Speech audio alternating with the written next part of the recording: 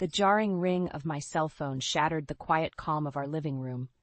I glanced at the caller ID and felt a knot form in my stomach. Ely, my brother-in-law. Hello, I answered cautiously. Marla, don't play dumb with me, Eli's gruff voice barked through the speaker. When are you going to pay me back the 60 grand you borrowed? My eyes widened in disbelief. What are you talking about? I never borrowed any money from you. Don't insult me with your lies, he shouted. Nathan came to me 2 years ago begging for a loan because you two were drowning in debt. He promised he'd pay it all back once he got that big real estate deal. My heart pounded as confusion swirled in my mind. A $60,000 loan? Real estate deal? Why was this the first I was hearing about it?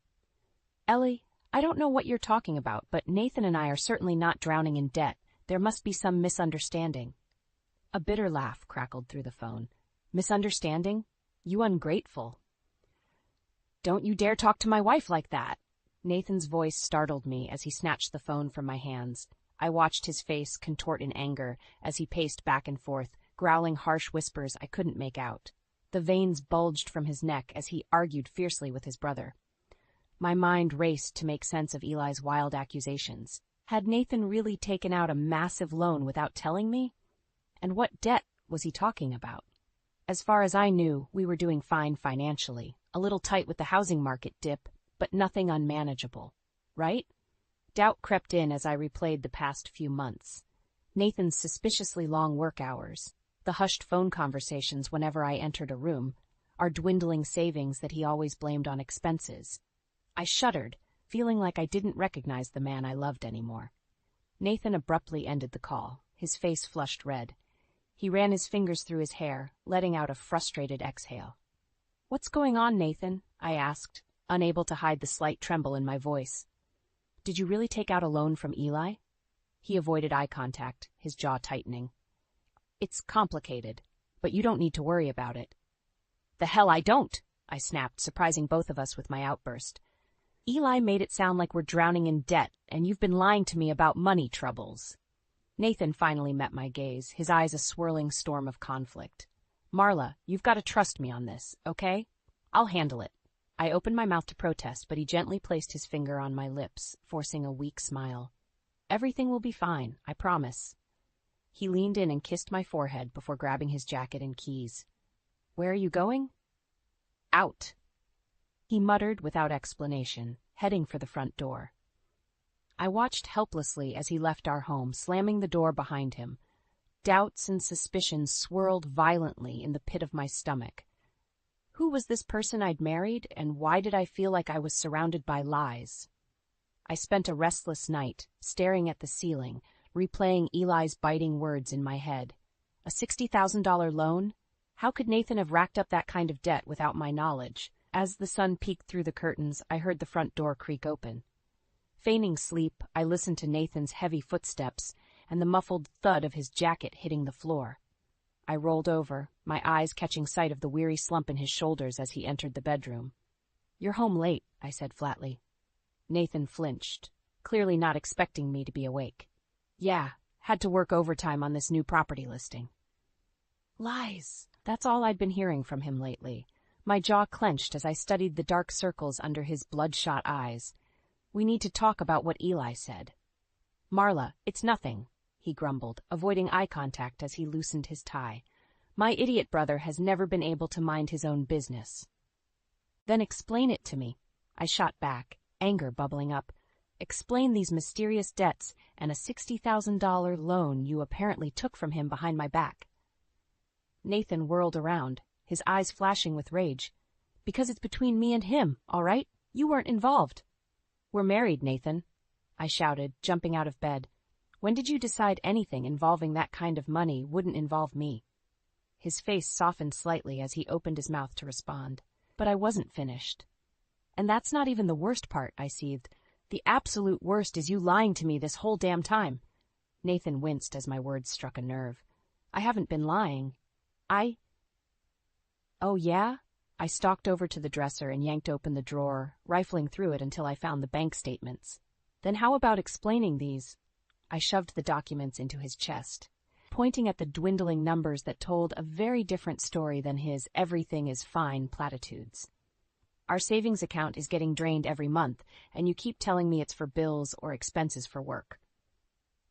My voice cracked with a mix of anger and hurt.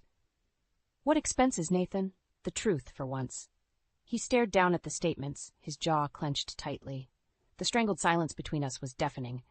Finally, he spoke in a hoarse mutter. "I got in too deep. There's a big deal I've been working, but it required way more upfront cash than I had."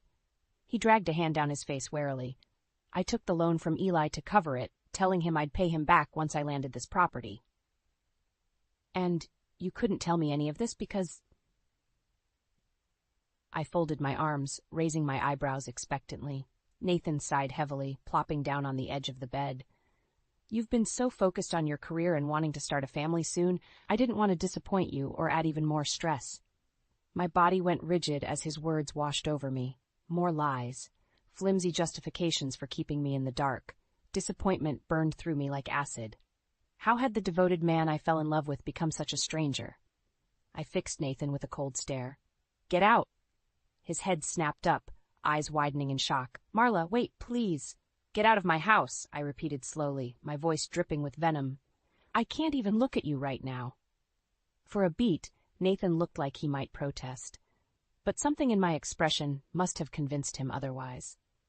With slumped shoulders, he silently retrieved his jacket and walked out the door, leaving me alone with my swirling storm of rage and anguish.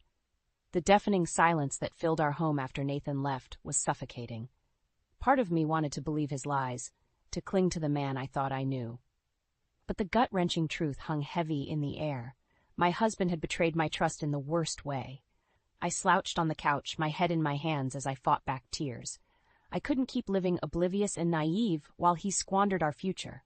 It was time to take action. Grabbing my laptop, I logged into our bank accounts, my heart sinking with each new statement I pulled up. The numbers didn't lie. Huge sums were being siphoned out every month into some unknown void. Just then, my phone buzzed with a text notification from Eli. "We need to talk, face to face. I'll swing by this afternoon." I didn't bother responding, knowing this confrontation was inevitable. I spent the next few hours gathering any other evidence of Nathan's deception.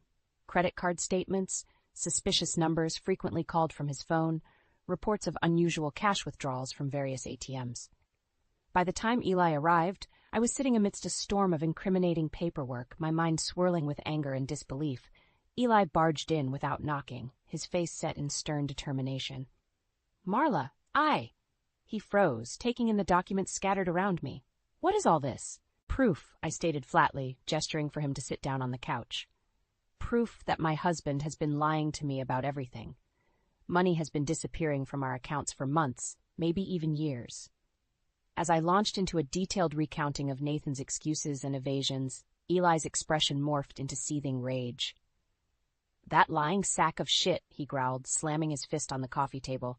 "So he really took that loan from me under false pretenses?" What was his excuse? Why did he need $60,000 from you?" I demanded. Eli let out a bitter chuckle as he shook his head. "Get this. The moron claimed there was some urgent need for cash to keep your family's real estate business afloat. Spun this whole tale of hitting hard times and needing a bailout." My jaw dropped in disbelief. Our tiny, perpetually struggling real estate startup could barely afford the office rent, let alone require that kind of massive infusion of cash. "You're kidding me," I whispered, anger burning in my chest. I stood abruptly, snatching my keys off the counter. "That's it. I've had enough lying and deception." "Where are you going?" Eli asked as I stormed toward the door. "To get the truth, once and for all," I tossed over my shoulder. "And you're coming with me." Within minutes, we were speeding down the road, my knuckles white from gripping the steering wheel. We didn't exchange any words. Eli could see the tumult of emotion roiling across my face. Finally, we arrived at a dingy pool hall on the edge of town. I'd heard rumors of high-stakes poker games taking place in the back rooms, but never imagined Nathan being involved. I shoved open the doors and marched inside, scanning the dimly lit room with narrowed eyes until I spotted a familiar frame hunched over the billiards table. "Nathan." "You lying piece of shit!" I screamed, causing every head to snap in our direction. Nathan whirled around, his eyes widening in shock and fear. In that moment, I saw the man he truly was, not the partner I devoted my life to, but a selfish coward willing to gamble away everything we'd built. I stormed toward him, Eli hot on my heels as the other patrons shrank back. "You've got some explaining to do, asshole," Eli growled, cracking his knuckles menacingly. "And you better not leave out a single goddamn detail." Nathan opened his mouth, but no words came out. He simply stared back at us, pale and trembling as the walls closed in. The look of sheer terror on Nathan's face should have given me some perverse satisfaction. But as I stood there, fists clenched and chest heaving, all I felt was a hollow ache of betrayal. "Well?" Eli barked, taking a threatening step forward. "You gonna explain yourself, little brother, or am I gonna have to beat it out of you?" Nathan's Adam's apple bobbed as he swallowed hard. His gaze flickered around the hushed pool hall, seeming to realize there was no escape from this reckoning. I messed up, okay?" he stammered, holding up his hands defensively. "I got caught up in some bad business deals that put me in the hole financially." My eyes narrowed to slits. "So you lied and took $60,000 from your own brother to cover your ass, and then kept lying to me about all of it?"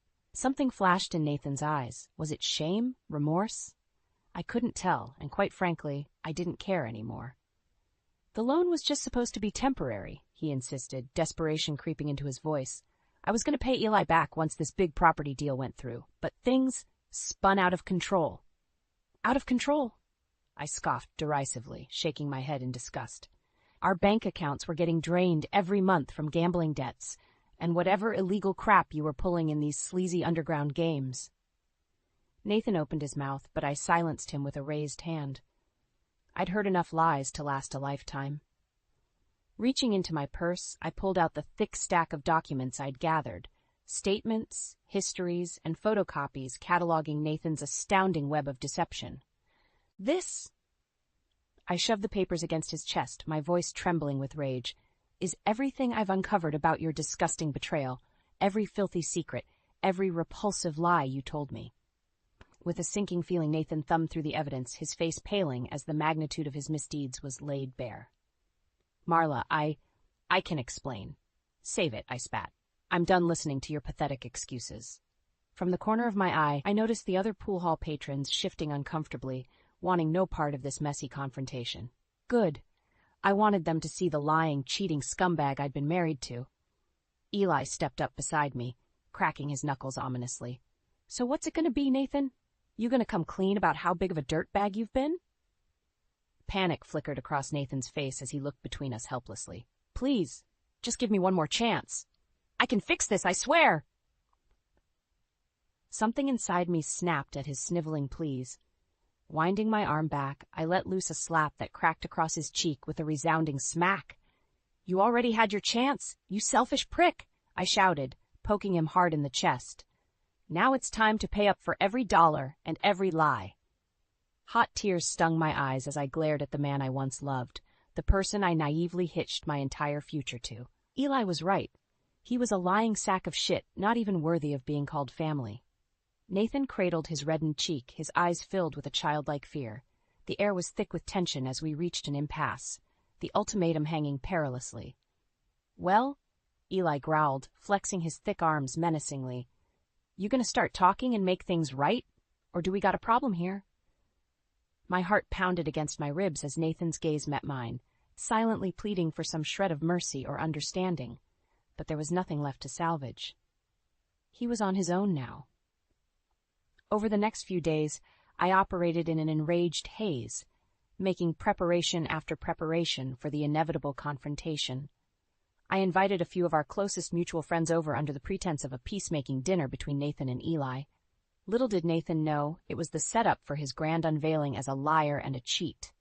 When he arrived that evening, looking sheepish and apprehensive, I greeted him with hollow politeness.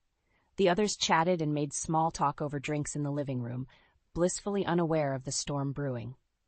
As dinner commenced, the atmosphere thickened with tension.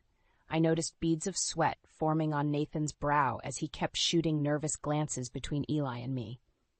"So," our friend Mark spoke up after an uncomfortable lull, What's really going on here? We all know you two have beef. I exchanged a loaded look with Eli, who gave an almost imperceptible nod. Showtime. Clearing my throat, I fixed Nathan with an icy glare. You want to know what's going on? How about we start with Nathan taking out a secret $60,000 loan from Eli? The table fell into stunned silence, all eyes swiveling to Nathan in shock. His face drained of color as he gripped his fork tightly. She's lying, he croaked out, shaking his head vehemently. I never took any loan. In one deft motion, Eli reached into his jacket and slammed a thick manila envelope onto the table.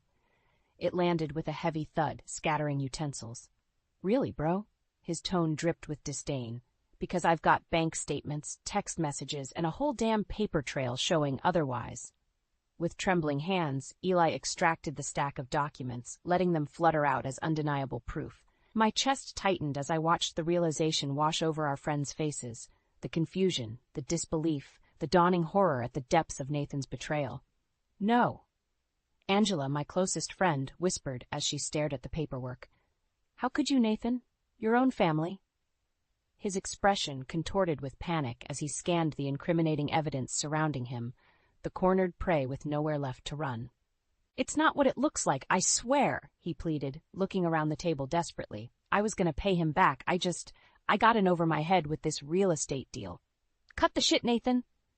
Eli roared, slamming his fist on the table and making everyone jump. We all know you've been blowing cash on underground gambling and God knows what else. My heart twisted as hurt flickered across Nathan's face. You told them? I told them the truth, I spat, anger reigniting. The truth about how you've been lying, stealing, and gambling away our future to fund your pathetic addiction. Something dark flickered in Nathan's eyes as his expression hardened. You're one to talk about addiction, Marla. Ever consider you're just a nagging, controlling bitch who can't handle? The crack of my palm across his cheek reverberated through the deathly silent room. A collective gasp rippled from our friends as Nathan cradled his reddened face, pure venom in his glare. Don't you dare talk to my wife like that, you piece of garbage! Eli snarled, rising to his feet menacingly. The tangy metallic scent of blood filled the air. Whether Nathan's lip was split or from my stinging hand, I couldn't tell. All I knew was my body thrumming with adrenaline and fury as the avalanche finally crashed down. Get out, I hissed through gritted teeth, unable to even look at Nathan anymore. Take your shit and get out of my house. For a long, tense moment, Nathan seemed to contemplate digging in, arguing, fighting against the tide. But faced with Eli's imposing figure and our friends' disgusted stares, he had no choice but to slink away in disgrace. One by one, my friends filed out in silence, leaving just Eli and me amid the debris of shattered illusions. As I sank numbly onto the couch, the gravity of what had occurred washed over me in waves. Every duplicitous act, every egregious lie had been laid bare. And yet, rather than the catharsis or relief I expected, all I felt was a bone-deep weariness. Eli squeezed my shoulder gently as I stared off into the distance, unsure what lay ahead. But at least now, the truth was inescapable. The hours and days following that disastrous dinner blurred together in a muddled haze. Nathan made feeble attempts to reconcile, leaving pathetic voicemails and texts that I instantly deleted without listening. I was done being manipulated by his lies. My friends rallied around me, offering steadfast support and shoulders to cry on when the anguish became too much. Angela, in particular, was a rock, spending long nights on my couch as I raged, sobbed, and spilled out the depths of Nathan's deception. I can't believe I was so blind, I whispered hoarsely one evening, clutching a glass of wine like a lifeline. How could I have not seen what a despicable person he really was? Angela squeezed my hand, her eyes glistening with compassion. That's what con artists do, Marla. They become experts at hiding their true nature from even those closest to them. I winced at the harsh truth in her words. Con artist. It left a sour taste just thinking about Nathan that way. As the initial shock wore off, red-hot fury consumed me. The pieces were finally falling into place. His constant business trips and odd hours, the drained bank accounts and mounting debts, his panicked desperation when I uncovered the loan from Eli. It was all to cover up his spiraling gambling addiction and illicit activities. When the anger became too overwhelming to contain, Eli was my release valve. We would meet for drinks or hash it out over the phone, raging about what a pathetic, sniveling coward Nathan had become. He's going to face consequences. Eli growled one night, slamming his fist on the bar with emphasis. I don't care if I have to take his ass to court and garnish every paycheck. He's going to pay back every last cent with interest. My own demands went even further than just financial restitution. I wanted reparations for the emotional and psychological torture Nathan had put me through. Unbidden images would flash through my mind. Nathan sneaking out at odd hours, him huddled over a smoky poker table surrounded by seedy thugs, blowing our hard-earned money in reckless bets. The enormity of his selfish betrayal made me feel physically ill. I began compiling a case to present to my lawyer, documentation of secretive bank transfers and cash withdrawals, incriminating text messages with his gambling buddies, proof that his ludicrous business expenses were actually losses covered up. With each new discovery, my rage toward Nathan calcified like hardening cement. This was so far beyond simple indiscretions or mistakes. This was a systematic, premeditated campaign of fraud and deception against me, his wife, his supposed loved one. I wanted to ensure Nathan's lies finally caught up with him in the most publicly humiliating way possible. My ambushes continued in front of friends, family, anyone who would witness his hollow, groveling attempts to win me back. I'd calmly present the latest piece of damning evidence, watching his face go bloodless with panic. Is this the kind of man you want to be defended? I asked coolly during one such confrontation at Eli's house, holding up bank statements with thousands embezzled. A common criminal who stole from his own family? Nathan opened and closed his mouth like a gasping fish, sweat beading on his brow as our gathered loved ones stared at him in revulsion. I made mistakes, but I can change, he stammered desperately. We can rebuild the trust, just give me one more chance. His words trailed off as I fixed him with a look of pure, unbridled disgust. You've had more than enough chances, Nathan. Now it's time to face the consequences of your sickening choices. With trembling hands, Eli produced a bound stack of papers, a comprehensive record of every cent Nathan owed, all the debts and losses totaled into a staggering lump sum. This is your path to making amends, Eli stated, his voice dripping with disdain as he shoved the documents into Nathan's chest. Either you square up and start paying, or I take you to court and legally garnish every dime to your name. An oppressive silence hung in the air, punctuated only by Nathan's shuddering breaths. His eyes darted between Eli, me, and the paperwork, the weight of the ultimatum visibly crushing him. Finally, after what felt like an eternity, he met my gaze with those same wounded puppy dog eyes that had melted me 1,000 times before, but not this time. Please, he croaked out, a broken, pitiful whisper. I crossed my arms, shaking my head slowly as an adamant chill froze over my expression. You had your chance, I said flatly. It's over. And with that, the last withered vines of love and trust I'd clung to for far too long finally unraveled, leaving only the cold hard truth. Nathan was nothing but a selfish, pathetic liar who deserved to reap the most agonizing consequences for shredding me to pieces. With Eli's steadfast support, I launched a full-scale legal assault against Nathan. No more hollow threats or impassioned rants. It was time to hit him where it hurt most. His wallet. I filed for divorce first, seeking not only a dissolution of our sham marriage, but also compensation for the incredible emotional and financial trauma he'd inflicted. My lawyer was a ruthless barracuda who smelled blood in the water. With the mountain of evidence you've provided, we have a very strong case against your husband for fraud, embezzlement, and gross financial malfeasance, she stated matter-of-factly as we strategized our attack. Before Nathan could so much as blink, the divorce papers were delivered along with the monetary demands, every cent of Eli's original loan, plus additional punitive damages for pain and suffering. Needless to say, Nathan didn't take it well. Are you out of your goddamn mind? He shouted at me during one heated exchange, spittle flying. You're trying to financially cripple me for the rest of my life. I crossed my arms, unmoved by his sputtering outrage. I'm simply pursuing appropriate legal reparations for your egregious betrayals, Nathan. I think I'm more than entitled after you stole from me and destroyed our marriage with your lies. His face mottled red with impotent rage as my words struck a nerve. You self-righteous bitch, like you're so innocent in all this. I'd watch it if I were you, Eli stepped in, shoving his bony finger into Nathan's chest. Keep running that mouth and see how much worse the financial penalties get. Nathan looked ready to swing at his older brother, hands balled into tight fists. But then his shoulders slumped in resignation, maybe finally realizing the futility of his situation. While the divorce proceedings trudged along, Eli and I kept piling on the pressure from every angle. We acquired copies of Nathan's employment file from his real estate broker and gleefully sent the damning documentation to his bosses, records of unexcused absences, documented lies about his whereabouts, even a formal complaint from a client about Nathan's erratic, unprofessional behavior. Within days, the inevitable phone call came. Nathan had been terminated from his job and banned from the premises. One more ruinous consequence for his reckless actions. How's it feel to have your entire life crumbling around you? I asked in a sickly sweet tone after delivering the news in person. Not so fun being on the receiving end of deception, is it? Nathan's face was pallid, his eyes sunken as he stared at me with a potent mix of fear and loathing. You're a sadistic monster, you know that? I shrugged nonchalantly, inspecting my nails.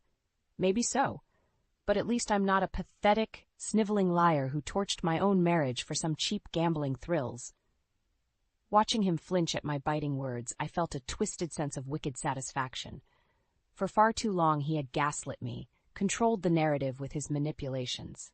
But now, finally, the all-powerful facade had crumbled away, leaving him weak and powerless. The roles were starkly reversed.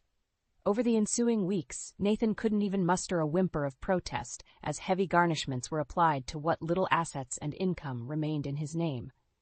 Insurmountable legal fees mounted as he frantically tried to halt the avalanche, only to be continuously rebuffed.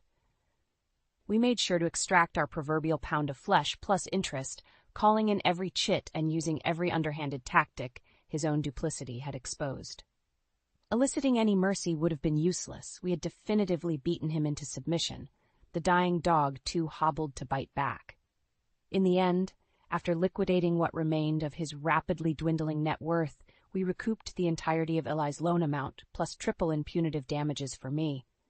It still wasn't enough to make me feel whole again, but watching Nathan have to grovel and pay his dues was as close to justice as I could realistically hope. As I finally signed the divorce papers, officially severing our toxic union forever, I felt a strange sense of calm wash over me. The worst was over. I had unmasked Nathan's true nature, dragged his sickening con into the harsh light, and ensured he suffered appropriately. While neither of us escaped unscathed, at least I could hold my head high. Nathan was just another disgraced, debt-ridden liar left to rot in the ashes of his own deception. The final decree from the judge sliced through me like a white-hot blade. My marriage was officially over. As I left the stark, sterile confines of the courthouse that day, I couldn't help but feel a strange cocktail of relief and emptiness. Relief that the brutal, dragged-out ordeal with Nathan had finally concluded, but emptiness over the death of the idealistic dreams I had carefully nurtured for so many years. The life I had envisioned, building a home, having children, growing old together, shattered into a million mocking pieces by one man's reprehensible greed and deceit. I gripped the thick sheaf of papers detailing the final divorce judgments, the division of assets heavily in my favor, the monumental punitive damages Nathan was on the hook for, even a strict garnishment of his future earnings to ensure compliance. Tangible evidence of how thoroughly I had dismantled him, the justly earned spoils after our harrowing war. And yet it felt so empty. Hollow, like I was a victor standing amongst the rubble and ruin. You okay? I glanced up to see Eli studying me with a concerned frown, his brow furrowed. In the aftermath of the prolonged legal battles, he had become an invaluable ally, a tenacious partner willing to go to the trenches to hold Nathan accountable. Yeah, I'm fine, I replied automatically, plastering on an unconvincing smile. Just processing everything, you know? Eli nodded solemnly, seeming to recognize my morose mood. We said little as we made our way to the parking lot, the weighty silence between us laden with unspoken words. As I climbed into my car, getting ready to depart our separate ways, Eli rapped his knuckles on the window. When I rolled it down, his expression was somber, yet resolute. You did the right thing, Marla, he stated, leaning down to meet my gaze. I know it doesn't feel like it now, with all the pain and bullshit, but you showed that scumbag the consequences of betraying his family. You held him accountable when no one else could. My throat tightened with emotion as I processed his words, giving a small nod of acknowledgement. Eli squeezed my shoulder bracingly. It'll get easier from here. You've got your whole life ahead to focus on healing and moving forward.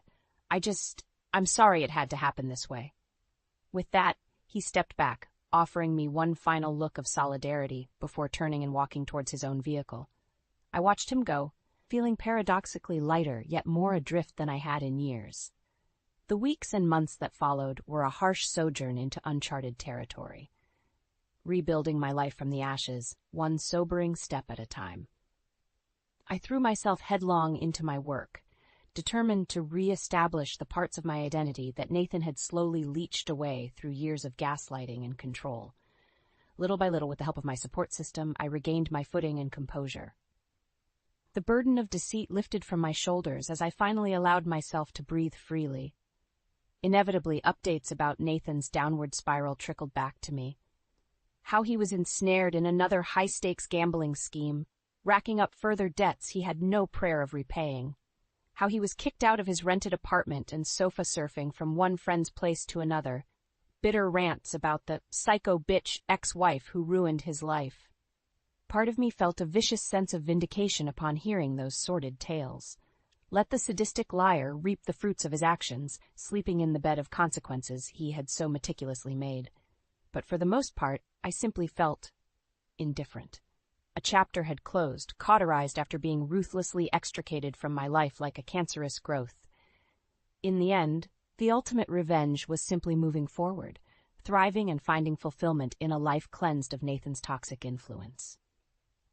While he spiraled into the ashen abyss of his own making, I steadily rebuilt piece by piece, year over year. A small smile played across my lips as I signed the mortgage papers for my very own home, a peaceful sanctuary uncompromised by any taint of the past. My sanctuary, the home I would raise a family in one day when the time was right. I was free. The long con had finally concluded, and I had emerged battered yet triumphant, wiser to the ways the sadistic deceivers employ to ensnare their prey. Some day down the line, I thought with grim satisfaction, Nathan would understand the most valuable lesson of all, that betrayal and deception bear a toll that no amount of lies can ever repay, no matter how long the con lasts.